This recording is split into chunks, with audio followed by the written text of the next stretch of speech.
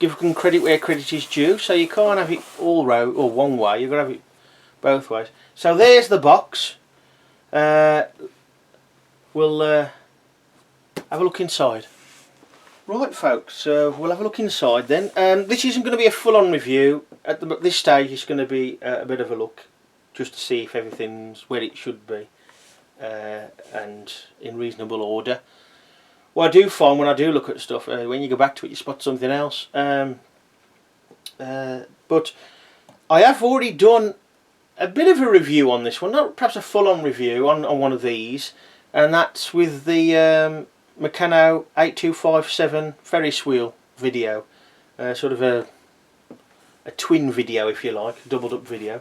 So just a quick look around the box. Obviously you've got the engine there with the double acting sleeve valve, or piston valve really, cylinder.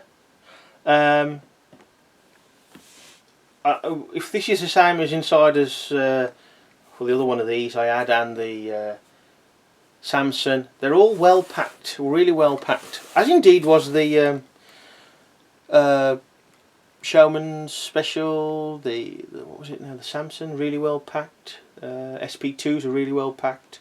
Most of them are really well packed. I've struggled to get the packaging back in, to be honest, but the saddle tank, the limited edition one, that was well packed. Now we've got a bit of a ding on the box here. Not too compressed. Obviously your instruction there. We should have more inside. Let's have a look. Can't remember now with the original one of these I had, which I've still got, still run the Meccano models with. You might have had polystyrene all on the top, but in this case we've got some bubble wrap, which I've heard is going to be scrapped or banned or something, not good for the environment I suppose. I didn't hear all of it. So we've got lots of packaging. That can only be good as long as it's been put in nicely and not rammed in. So glad it hasn't got like the little polystyrene bow tie things, they're awful. Leaflet usually has, oh, we've got a new style general certificate for the boiler pressure.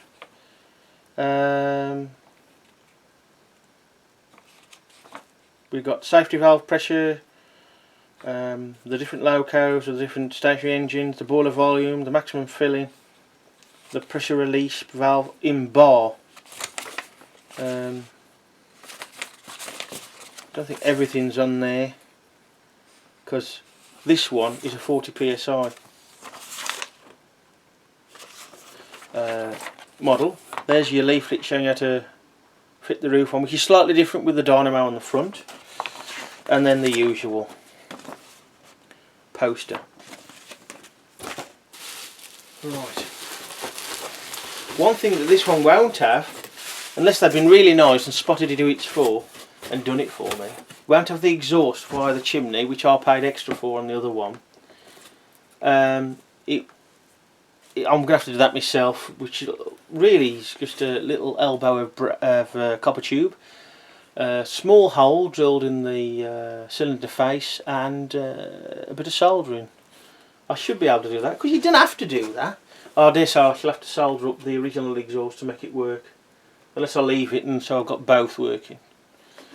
Anyway, let's see how we get this out. I think it's going to have to be a slide. Yeah, it's as you can see there, the roof is not fitted very well. It's a bit lanky. Now that could have moved in transit, but of course it was that well packed it wouldn't have done. Of course, the one thing you don't get with these is the gas burner, which, right, just get the main box out of the way, because it's a fair weight.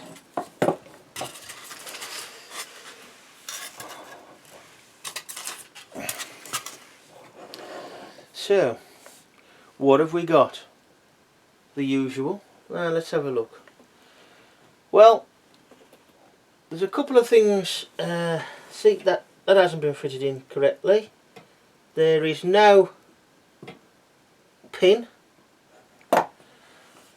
There's no pin let me take the drive band off. That obviously is one for the dynamo. Let's get it off.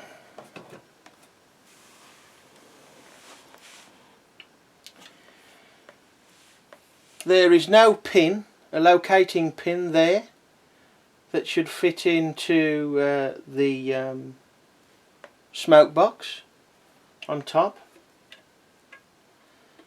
So that's been rolling around side to side because it wasn't secured properly.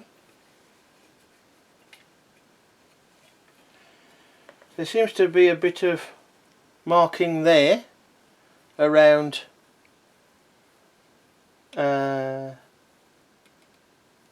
around the inside of the canopy there, where it's been moved on top of there.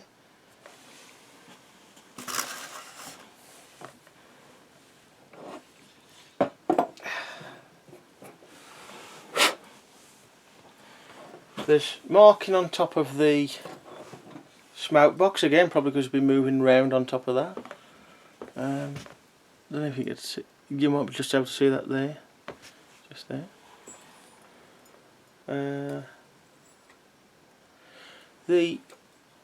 This front wheel has got marks around the edge there. Look like it's been gripped poorly.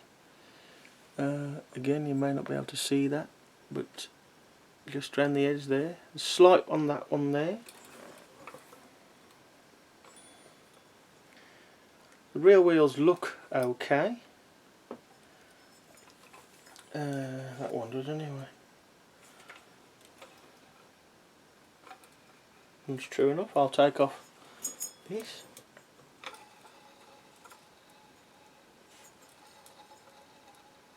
Very slightly there. Let's have a look at the flywheel. This is always the one. And it's slightly wonky. Not the worst I've seen by any means, but it is slightly wonky.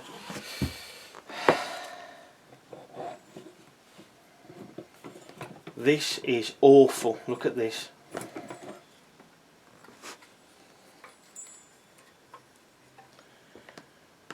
Now I'll try not. That's level. Look at the cylinder and assembly there, all bent over there like that. Awful. Absolutely awful. Could have happened in transit. The box itself doesn't look that badly damaged, the outer box. There's some slight creasing of the box, but it hasn't been like trodden on or anything like that. And there's no damage to this box either, which would suggest that if that's been done in the factory, that's absolutely awful. The engine frame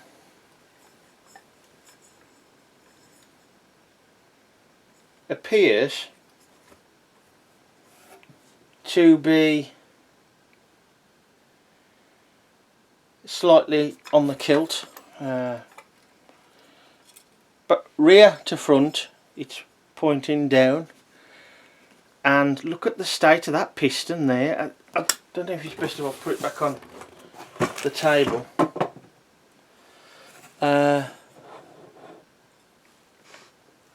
Well, zoom in a minute and show you it a bit more close up. There you go, folks. That's it on the right there. You can see it pushed down on the right. For 412 quid, that is pathetic. It looks to me like the engine frame is more twisted than anything and then pushed down slightly. The copper tube here has got it's got a crease in it certainly. So the finish on top of the safety valve is not very uniform. This may struggle to focus this close. There's a bit of a mark in the top of that there.